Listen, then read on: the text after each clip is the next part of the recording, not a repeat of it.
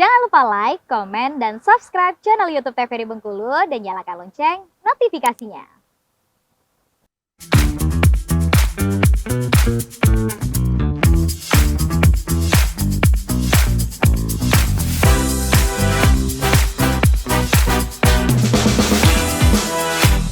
Hai pemirsa TVRI Bengkulu, jumpa kembali bersama saya Agnes Ramadhani dalam acara Opini Obrolan pagi ini. Nah, kali ini kita akan membahas seputaran film Bengkulu, yang mana kalian tahu nggak sih sebenarnya bagaimana sih persiapan dari kru di balik layar sehingga menciptakan sebuah film yang bagus dan juga berkualitas. Nah, kali ini kita akan berbincang dengan Abang Azam Rabani selaku sineas muda dengan tema kita sineas muda film Bengkulu. Hai Bang Azam. Hai, halo. Gimana kabarnya? Waalaikumsalam.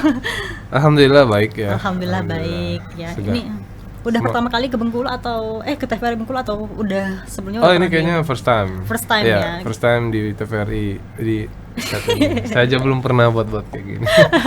Gimana Bang perasaannya Bang?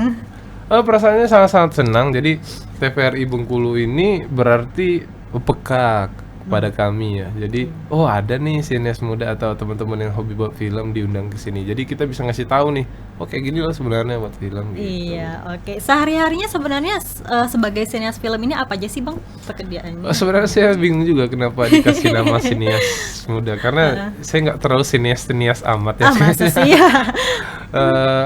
Kalau sehari-hari saya bisa ngerjain, kita juga alhamdulillah punya studio. Di dalam studionya ada production house juga. Jadi dalam studionya tuh kami bisa ngerjain wedding kayak gitu, video iklan pendek untuk perusahaan-perusahaan, dan kegiatannya sehari-hari kayak gitulah. Kalau misalnya nggak ada kegiatan ya hunting kayak gitu, buat video pendek kayak gitulah. Jadi nanti baru kalau ada proyekan atau kesempatan buat film baru kita buat gitu. Sebenarnya untuk tergabung sebagai sineas ini itu awalnya karena apa tuh Bang? Karena hobi atau pernah sekolah atau impiannya cita-citanya menjadi sebagai kru dari pembuat film ya? Kalau saya dulu tuh selalu penasaran sama film. Kenapa? Karena kok bisa ya mereka itu. Jadi dulu hanya sebatas penasaran. Ketika berada di jurusan ilmu komunikasi, ada kesempatan itu karena disuruh buat tugas kan. Kemudian kayak penasaran itu kayak boom gitu loh. Kayak ini kayaknya bisa deh saya pelajarin lebih detail, terus saya belajar sama teman-teman gitu kan, karena menyenangkan. Nah, lama-kelamaan akhirnya terbiasa. Kemudian ketemu jalannya gitu. Dan mungkin semua hal kayak gitu deh ya. Untuk mencapai kayak gitu. Jadi ketemu terus ya udah akhirnya orang tahu, ngajakin juga kadang-kadang kan, terus juga ngasih project, akhirnya ya sampai saat ini gitu, alhamdulillah. Sebenarnya dari awal Abang bisa membuat film itu di tahun berapa itu Bang? Terus ceritanya gimana tuh waktu itu? Jadi kok dulu bisa terinspirasi bisa buat film gitu kan? Kalau saya ingat dulu tuh, jadi waktu tahun 2012 kami itu disuruh buat video iklan bahasa Inggris di pelajaran di mata kuliah bahasa Inggris.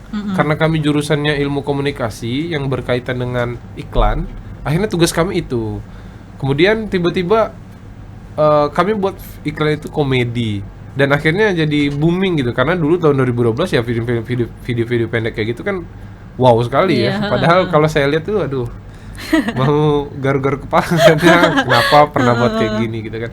Jadi alhamdulillah bisa gitu sama teman. Nah, teman-teman yang lain pada tahu, kami bisa nih buat video. Kemudian lanjut film pendek, dan akhirnya di ilmu komunikasi juga ada namanya mata kuliah produksi siaran televisi. Kemudian dibagi beberapa kelompok. Akhirnya saya disuruh kayak nge-push diri sendiri, ayo kita buat film. Tapi bukan hanya untuk kuliah, bukan hanya untuk ujian kuliah, tapi karena memang suka gitu kan. Dan alhamdulillah kemarin dapat apresiasi peringkat 1 gitu. Jadi kayak wah ternyata di sini jalannya. Oke, kita bisa. Ayo dong teman-teman yang mau buat film, yang teman-teman kuliah yang lain kan. Akhirnya join gitu. Berarti sebenarnya karyawan kru ya, kru dari produksi film ini teman-teman abang sendiri Ya teman-teman kelompok itu gitu kan. uh. Kebetulan waktu di kelompok itu saya jadi sutradaranya, jadi DOP-nya juga, terus nulis juga sampai prosesnya selesai gitu kan di tugas kuliah itu. Akhirnya kita coba, yuk kita buat lagi, tapi bukan untuk tugas kuliah dan berhasil kayak gitu. Terus ada teman-teman ngajakin, ayo Zam buat film, bang bisa buatin kami film nggak? Oke boleh. Kita coba karena latihan ya kan, di tahap itu masih latihan, masih belajar, dan alhamdulillah kayaknya stepnya berhasil terus. Walaupun saya merasa ketika saya nonton film yang kemarin, kok kayak gitu. Jadi, tapi booming pada saat itu ya, booming pada saat itu. gitu, ya. Tapi sekarang kalau kita lihat tuh kok kayak gitu. Aduh, mending gak usah ditonton. Tapi pernah ini nggak bang buat joki, misalnya joki tugas dari anak-anak cutting Iya atau... pernah mengalami. Tapi alhamdulillah berhasil gitu. Bahkan film yang kami buat itu ditayangin di apresiasi film dan berhasil lagi gitu. Iya. Jadi ini kan padahal dari awalnya kan cuman as a hobby ya, senang-senang gitu. Alhamdulillah ada jalannya gitu.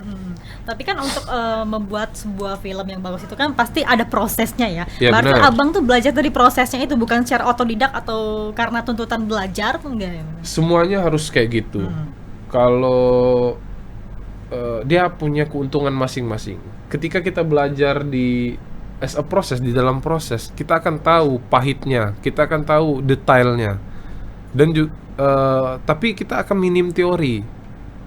Jadi kayak ngebuang waktu yang lama gitu. Waktunya lama tuh kalau mau proses terus. Tapi kalau misalnya kayak sekarang ada sekolah film, terus di YouTube juga banyak. Tapi kalau nggak praktek, kita nggak akan nemuin kesalahannya di mana gitu. Jadi sama-sama harus paham teori, harus praktek juga, tahu prosesnya juga. Jadi semuanya harus ngeblend.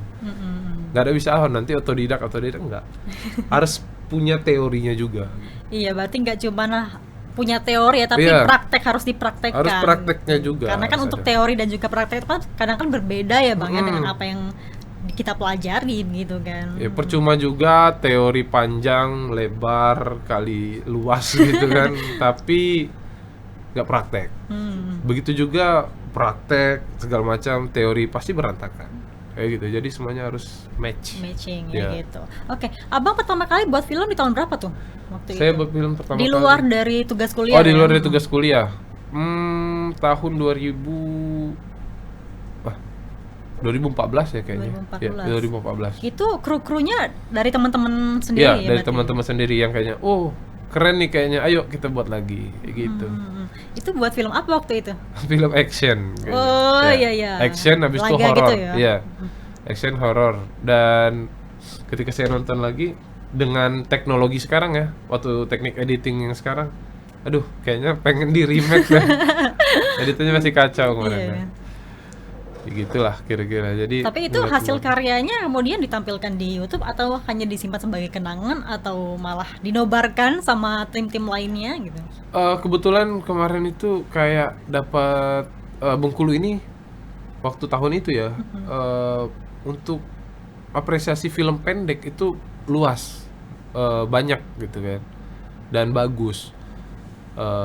Kami diajak screening, filmnya dimintain sama salah satu stasiun televisi, yang pada akhirnya juga di TV itu banyak sensornya, ya kan, karena ada darah dan lain-lain. Terus juga diajakin ikut apresiasi film. Terus saya juga diajak workshop segala macam, diundang kenapa bisa kayak gitu-gitu segala macam. Dan lama kelamaan hal-hal itu perlahan menghilang, sehingga mengikuti semangat yang lain untuk buat filmnya lagi. Itu saya juga menyalahkan diri saya kepada itu. Jadi kalau saya nggak ngikutin flow-nya, mungkin saya bisa lebih up to date lagi untuk film gitu kan. Tapi kan itu bagian dari proses belajar tadi ya bang. Iya, Kalau benar. kita nggak tahu kesalahan kan pasti kita lanjut terus kan. Akhirnya ada yang merevisi itu kan. Alhamdulillah. Dan akhirnya di tahun 2019-2020 muncul lagi semangat itu. Ayo kita buat lagi, tapi dengan ilmu yang baru. Berarti sebenarnya karena kejadian itu sempat down juga? Iya sempat dong. Kita harus mengalami itu supaya ada yang namanya istilah kan mundur selangkah. untuk maju sih Mundur belum. selangkah Iya. untuk maju berlangkah-langkah. Iya, gitu. Oke, kita akan jeda sebentar ya Bang ya. Nanti Oke. akan kita bahas lagi terkait dengan tema kita sineas muda film Bengkulu. Baik pemirsa, kami akan kembali setelah jeda pariwara berikut ini. Tetap bersama kami dalam acara Opini Obrolan Pagi ini.